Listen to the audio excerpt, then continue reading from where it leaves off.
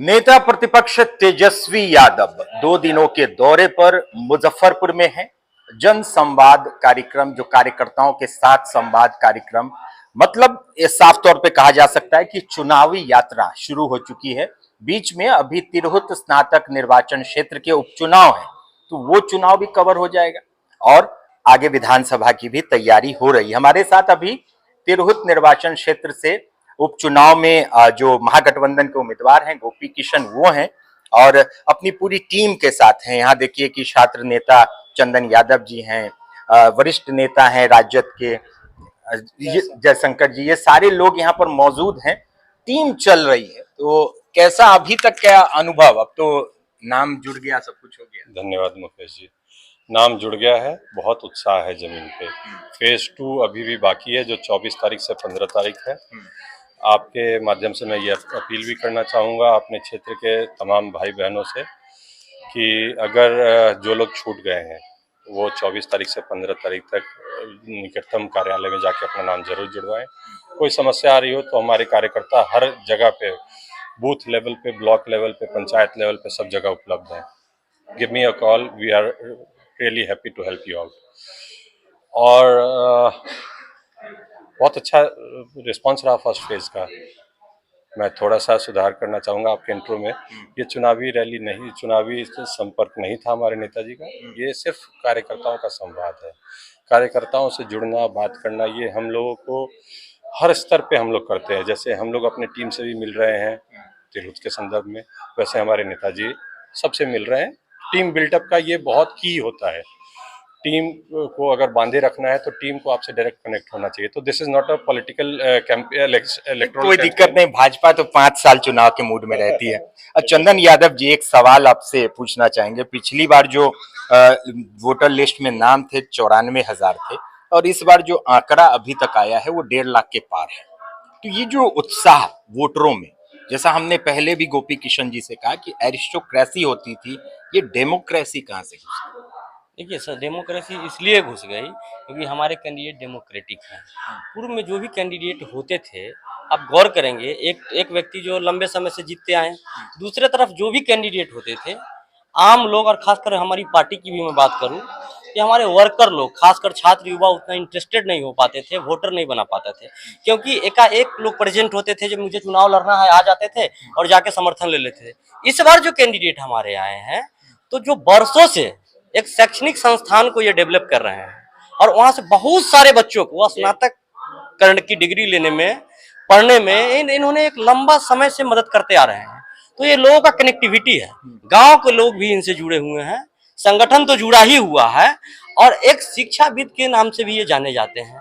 इसलिए लोगों में, वोटरों में एक उत्साह है कि अगर मेरे एक वोट दे देने से मेरा वोटर लिस्ट में नाम आ जाएगा। अगर वोट दे देते हैं तो स्नातक निर्वाचन क्षेत्र से गोपी किशन जी जीत के जाते हैं तो सदन में हमारी बात को रखेंगे। जो भी ग्रेजुएट बेरोजगार भाई हैं उसकी बात को वहां तक वो पहुंचाने का काम करेंगे। इसी उम्मीद से वो लोग इस बार नाम अपना वोटर लिस्ट में ऐड करवाए हैं और मुझे उम्मीद है इसका फलाफल आपको गोपी किशन जी के रूप में आने वाले चुनाव के परिणाम में देखने को मिलेगा। इस चुनाव के जो किंग मेकर कहे जाते हैं देवेश चंद्र ठाकुर, जो निवर्तमान थे, उनका हाथ अभिषेक झा पर है, जो जेडीयू के कैंडिडेट। एक बात ईमानदारी से अगर कहूं, मुझे थोड़ा सा अफसोस होता है, वो चुनाव जीत गए। अगर हार गए रहते ना तो वो अपना हाथ अपने माथा पे भी रख लेते, तो इस बार उपाय नहीं होता। क्योंकि लड़ने वाला लोग होना चाहिए, समझने वाला होना चाहिए कि ग्रेजुएट वोटर का मतलब क्या होता है, उनकी समस्या क्या है, उनकी समस्याओं के लिए लड़ेगा कौन। आप इतिहास उठा लीजिए, जो लोग जिनकी बात आप कर रहे हैं, जो अभिषेक झा के माथा पे हाथ रखे हुए हैं, उनसे ये सवाल कभी करिएगा मिलेंगे तो, कितनी बार उन्होंने सदन में ये स्नातक के वोटर जो है उनकी समस्याओं के लिए आवाज उठाया है, कितने को समाधान किया। हो सकता है वो जन सरोकार से जुड़े हुए मुद्दे को उठा लिए हो, व्यक्ति विशेष किसी को लाभ पहुंचा दिए हो, लेकिन बात वोटर को अगर करेंगे, बात मतदाता का करेंगे, वो भी ग्रेजुएट मतदाता, किसके लिए उन्होंने बड़े पैमाने पे आवाज उठाया है, किसके लिए उन्होंने संघर्ष किया, चाहे सरकार किसी की भी रही हो, किसी के लिए नहीं। वो पिक एंड चूज करने का काम करते थे, जिसके कारण हमारे इधर से तो हम लोग का उस ढंग का कैंडिडेट नहीं हो पाता था। हमारी पार्टी, ये कहने में कोई संकोच नहीं है, जो जिस तरीके से इस बार चुनाव लड़ रही है, जितनी शिद्दत के साथ। इससे पहले हम लोग ग्रेजुएट स्नातक का चुनाव नहीं लड़ते थे। इस बार एक एक कार्यकर्ताओं को नेता का निर्देश हुआ है, एक एक कार्यकर्ताओं को वोटर बनाना है। नेता इन चीजों का खुद मॉनिटरिंग कर रहे हैं, कौन कार्यकर्ता कितने अपने कस्बे में, गांव में, अपने टोले में, वार्ड में वोटर को जोड़े हैं। तो हमारे नेता मॉनिटरिंग कर रहे हैं, एक एक कार्यकर्ता एक्टिव है। इसका मैं कहता हूं ना, इसका परिणाम आपको देखने को मिलेगा। क्या होगा अभिषेक झा का? क्या है? अभिषेक झा का क्या होगा? अभिषेक झा को पहले आए हैं, जान पहचान बढ़ाए, पहले जदयू के जो गुटबाजी है उसको एक करे, उसके बाद अपनी पहचान बढ़ाए, वोटर तक जाए, तब तक चुनाव हो जाएगा। अभिषेक झा का कहानी खत्म हो जाएगा। और क्या होगा? उनका क्या योगदान है, एक बात बताइए। तिरहुत स्नातक क्षेत्र में बाबा साहब भीमराव अम्बेडकर बिहार विश्वविद्यालय मेरे प्रमंडल में उनका क्या योगदान है? कोई जानता भी है क्या? जदयू के लोग भी दिल से उनको एक्सेप्ट कर रहे हैं क्या? इवन जिनकी हाथ की बात आपने किया है, वो उनके सर पे पैर रखने के लिए भी तैयार नहीं थे, क्योंकि वो अपने चहेते को टिकट वहां से समर्थन दिलवाना चाहते थे जदयू से। लेकिन ऐसा नहीं हुआ, क्योंकि अभिषेक झा का ऊपर का जो लॉबी था वो अच्छा था, इसलिए हुआ गया। लेकिन नीचे का लॉबी है, पैर के नीचे से उनका जमीन गायब हो जाएगी। जयशंकर जी, तो क्या कहिएगा? क्या देखिए, हमारे जो उम्मीदवार हैं गोपी किशन जी, ये युवा हैं, कर्मठ हैं, शैक्षणिक संस्थान से जुड़े हुए हैं। स्नातक की बात ही पहले से करते हैं, कितने को ये स्नातक करा दिए। इनके पिताजी पूर्व विधायक रहे हैं, वो भी सेवा किए हुए हैं, इनको प्रमंडल के लोग जानते हैं। और हमारी पार्टी ने पहली दफा एक कार्यकर्ता को उम्मीदवार बनाया है और चुनाव से पूर्व उम्मीदवार बनाया है। इसका लाभ इनको मिलेगा और पार्टी के सभी वर्कर लगे हुए हैं। और जिन वोटरों को मौका नहीं मिलता था बनने का पहले से, इस बार ऐसे ऐसे नए वोटर बने हैं जो गोपी किशन जी को सदन में देखना चाहते हैं।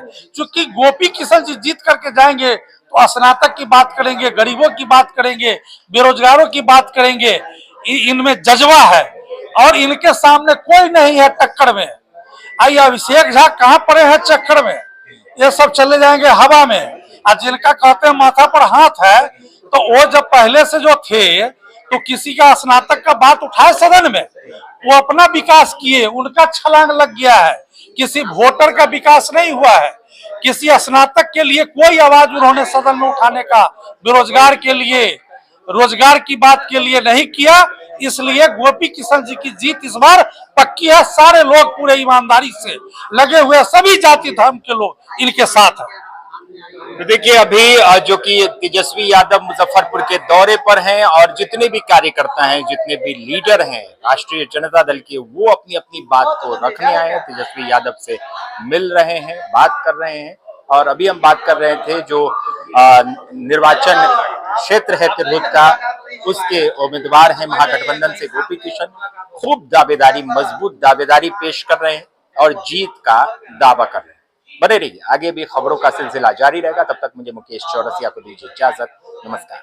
अपने सपनों के आशिया को दे एक नई पहचान मां भवानी डेकोर प्राइवेट लिमिटेड के साथ, जो है ऑथराइज्ड डिस्ट्रीब्यूटर ऑफ कजारिया। देश की मिट्टी से बनी टाइल से देश को बनाते हैं। और जहां मिलती है सभी प्रकार के Indian and imported granite, marble, sanitary एवं कोटा स्टोन का अनोखा एवं आकर्षक संग्रह। मां भवानी डेकोर प्राइवेट लिमिटेड मतलब a complete floor solutions. New 0 mile Dadar road, Muzaffarpur. Call 9934753111।